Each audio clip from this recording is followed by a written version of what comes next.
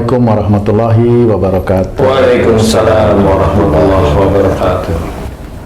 Para pemirsa dan sahabat beriman dimanapun berada, semoga kita selalu dalam lindungan Allah Subhanahu wa Ta'ala. Amin ya Rabbal 'Alamin. Di video kali ini kita akan ngaji lagi bersama guru kita semua, Pak Ustadz Danu. Assalamualaikum Pak Ustadz. Assalamualaikum warahmatullahi wabarakatuh. Amin ya Rabbal 'Alamin. Dan saya tentunya juga sudah ditemani oleh Bang Jainuddin. Assalamualaikum Bang Jain. Waalaikumsalam Pak Tun. Alhamdulillah kita ketemu lagi. Sahabat beriman dimanapun berada, ini kita tadi apa sih ceritanya? Tadi menarik tuh ceritanya Jin. Oh, yang tadi sebelum kita kumpul nih. Mudah-mudahan nanti bisa Sharing. Jadi gini Pak Tun, ini tetangga saya ini, saya tahu nih keluarga ini pas-pasan. Pas-pasan tuh artinya mencukupi keluarga dalam sebulan itu kadang pas, kadang kurang. gitu ya. Jarang lebihnya gitu untuk bulan berikutnya. Nah, apa aja diturutin. Minta motor, dikreditin motor. Kan jarang dibeliin lunas kan, karena pas-pasan dikreditin motor. Kebalik sama aku dulu. Berarti beruntung nih anak ini kira-kira gitu ya. Dikreditin motor. Senang dia. Baru sebulan dikreditin motor, minta sama orang tuanya ganti shock breaker yang bagus tuh. Harganya kalau nggak salah 2 jutaan tuh. Dibeliin, dikasih duitnya. Seneng nih anak. Ada yang bilang, kenapa sih beliin aja? Itu anak kalau nggak dikasih suka ini keras adatnya gitu loh. Nah, nggak lama lagi ganti lagi knalpot. Knalpotnya ya Allah, itu kalau jalan itu sekampung denger. Satu tapi masih knalpotnya. Satu. Oh iya. Kenceng gitu kan. Nah, banyak yang bilangin ganti dong knalpotnya, itu alarm mobil pada bunyi. Oh iya, kalau lewat kan pada titit mobil ya keganggu. Sakit gigi itu tambah lagi deh. Nah, Patung, kenapa kok anak seperti ini nggak tahu kalau orang tuanya susah apa gitu, atau orang tuanya nggak ngasih tahu tuh? Oh gitu Pak ya. Untung lebihnya seperti apa kalau dikasih tahu atau nggak dikasih tahu? Gimana Pak Ustadz, kasus seperti yang disampaikan Bang J ini miris juga kalau lihat seperti itu seorang anak kepada orang tuanya Pak Ustadz. Iya. Bismillahirrahmanirrahim. Assalamualaikum warahmatullahi wabarakatuh. Waalaikumsalam warahmatullahi wabarakatuh. Amin ya rabbal alamin. Iya. Yang namanya anak, harta itu menjadikan fitnah atau ujian bagi orang tua. Nah, sebenarnya inilah pelajaran dari kita. Kalau tetangganya Haji J tadi seorang muslim, ya harusnya dia ngasih tahu kepada anaknya. Kalau dia bilang itu anaknya itu keras, nah dilihat yang keras itu siapa, dia sebagai imam atau istrinya. Oh, orang tua si anak ini. Iya, orang tua si anak itu termasuk keras apa enggak dulu? Bukan anaknya yang digebukin gitu. Ya memang kan udah dewasa, tetapi kan nggak harus digebukin kan sebenarnya. Zaman sekarang digebukin malah ngebales ya. Lah, iya, malah ngebales nanti. Nah, itu harus belajar seperti itu, sehingga tadi kalau si anak itu sempat diberi shock breaker, diberi knalpot, ya harusnya orang tua tetap ngasih tahu. Apalagi kalau mamanya orang tuanya itu sholat mamanya ya, ibadahnya cukup lumayan bagus lah, tetap harus dikasih tahu. Marahnya anak nggak ada masalah, biarin aja. Dikasih tahu seperti apa Ustaz, maksudnya? Ya kasih tahu, bilang mamanya, nak, ayah ini untuk hidup sebulan aja sulit kan gitu. Sulit sekali. Ya kamu belajarlah untuk memahami bahwa kamu besok itu juga sama seperti ayah, punya istri, punya anak, kan seperti itu. Kalau mamanya kamu dititipi oleh Allah Ta'ala per bulan itu pas-pasan, kalau anakmu itu umpamanya minta sepeda motor yang laki umpamanya, yang harganya sekarang itu berapa itu 50-an juta lah masalahnya kan gitu ya. Itu gimana kamu mikirnya? Coba kamu mikir deh, yuk kita ngobrol nyantai. Kan harus diajak mikir seperti itu anaknya. Jadi tidak serta-merta anak itu minta dikasih kan seperti itu. Saya dulu itu ingat waktu anak saya itu minta motor gede itu, motor Kawasaki Ninja dulu, masih ingat. Ya nanti ya, tapi Bapak nggak tahu Ninja itu kayak apa kan gitu ya. Akhirnya memang saya beliin itu motor. Dia pulang sekolah tuh motor mudah, menurut Bapak itu Ninja gitu aja. Wah, seneng lah anak saya. Nggak tanya Bebek. Bebek Ninja. Bebek Yamaha Xeon itu kan kecil ya. Jadi lah, Pak ini mah Yamaha Xeon, taunya Bapak Ninja ya begitu itu gitu aja. Santai. Nah, udah ketawa aja dia lah, kan saya minta Ninja Pak, sini. Akhirnya saya dudukin. Nah, gitu. Kalau orang Jawa itu kan le gitu loh. Nah, sini loh. Bapak itu insya Allah bisa ambilin kamu Ninja.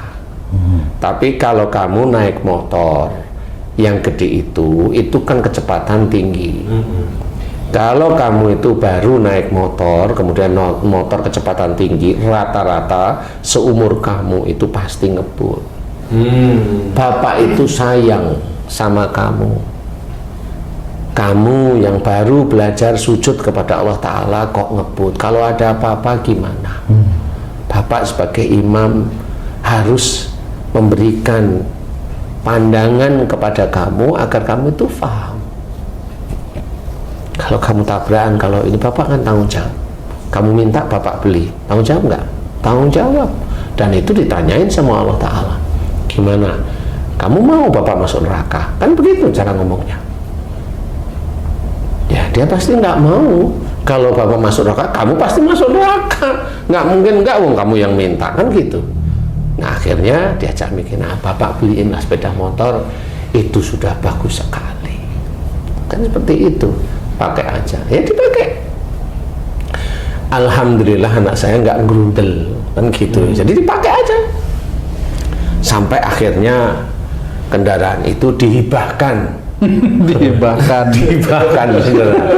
dihibahkan ke orang lain gitu loh ya. setelah dapat Ninja enggak juga. Sampai sekarang namanya Ninja enggak ada. Ninja di bioskop gitu. Nah seperti itu memang harus diajak ngobrol. Anaknya tetangganya Haji C itu diajak ngobrol karena dia kan mintanya shockbreaker, knalpot dan sebagainya. Orang tuanya harus paham dan itu harus belajar. Tidak mungkin orang tuanya kelihatan di mata manusia baik, kemudian anaknya nakal, itu kan nggak mungkin. Itu pasti ada penyebabnya. Karena Al-Quran pun diturunkan oleh Allah Ta'ala ada asbabun nuzulnya. Jadi pasti ada sebabnya, nggak mungkin tidak. Orang kena penyakit kanker itu ada sebabnya, bukan karena Allah itu semerta-merta itu langsung kena kanker kamu. Tidak ada sebabnya. Kena jantung ya ada sebabnya. Sebabnya dari dosa.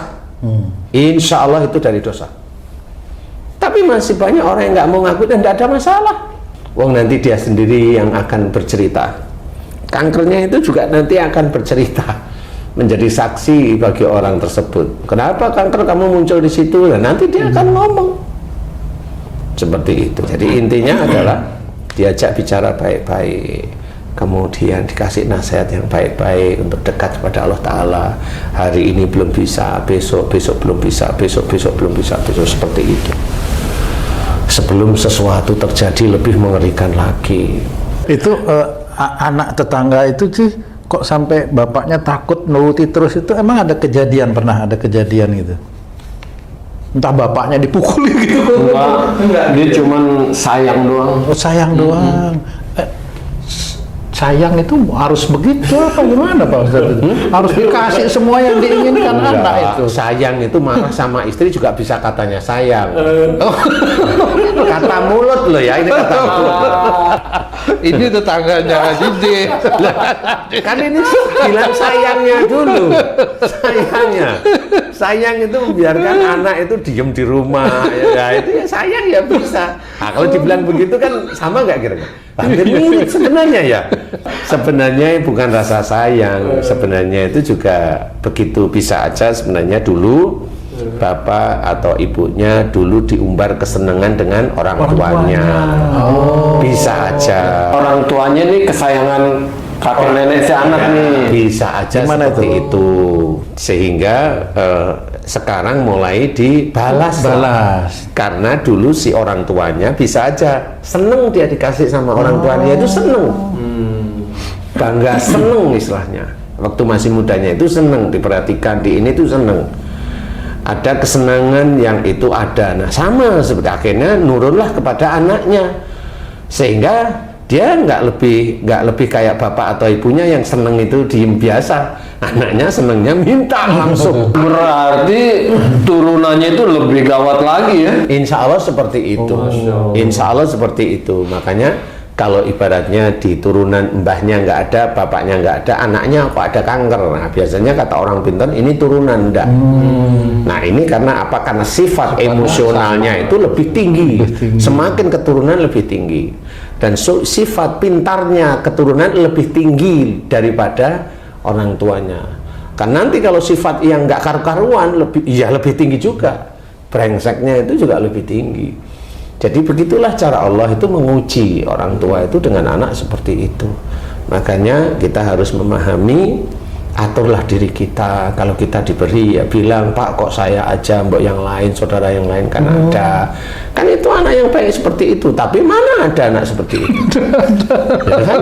Nah disinilah cara kita itu belajar bahwa hal-hal yang seperti itu, mamanya jarang sekali kita mohon ampun, ya Allah dulu saya nyakitin orang tua, kan nggak pernah yang seperti itu.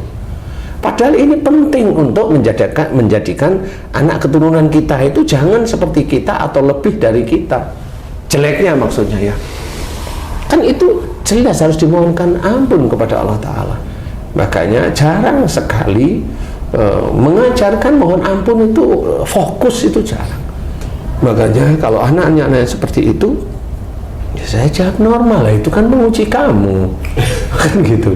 Kalau saya juga sering ketemu sama orang tua yang anaknya seperti itu, ya sering, sangat sering. Maunya anaknya baik. Saya nggak bisa nyulap anak itu yang dablek jadi baik, itu nggak bisa. Tapi kalau diusahain, ayo saya kasih tahu caranya. Caranya gimana ya, seperti tadi. Pokoknya dulu anak itu dibangga-banggain enggak? Oh iya Ustadz, dari dulu dari kecil itu saya bangga-banggain anak saya begini. Nah itu awalnya. Nah, setelah mulai dewasa, kuliah, menikah, wah sekarang malah ibunya aja kakinya ditendang, bapaknya itu tendangin pintu. Nah kan begitu akhirnya. Kenapa kok bisa seperti itu? Ya karena dulu orang tuanya membanggakan si anak ini. Karena ini di Indonesia sangat banyak sekali anak yang dibangga-banggain sama orang tua, nggak taunya korupsi di kemudian hari. Normal itu. Bisa jadi. Iya, dan banyak kan gitu ya. Apa yang mau diceritakan? Banyak yang kondisi dia pintar, dia biasa aja. Doakan anak itu soleh atau soleha, cukup kok. Nanti biar Allah yang akan menggiring anak kita itu mau kemana. Kan bukan kaya yang kita cari. Kalau bagi si anak itu Pak Ustadz, dia sadar bahwa itu salah, anak minta maaf sama orang tua Pak? Iya harus, nggak cuma sekali ya, berkali-kali lah, kan gitu ya. Jadi harus berkali-kali, karena sesuai istilahnya sama, setiap hari itu kan ganti baju. Oh, ganti baju. Ngerti maksud saya? Iya. Tiap hari ganti baju. Iya, ngerti maksud saya? Iya. Apa? Ganti baju. Harus berubah terus gitu. Ganti baju itu maksudnya itu kan nggak mungkin baju satu dipakai bertahun-tahun. Maksudnya itu dosa bertahun-tahun kok bisa hilang sehari, nggak bisa.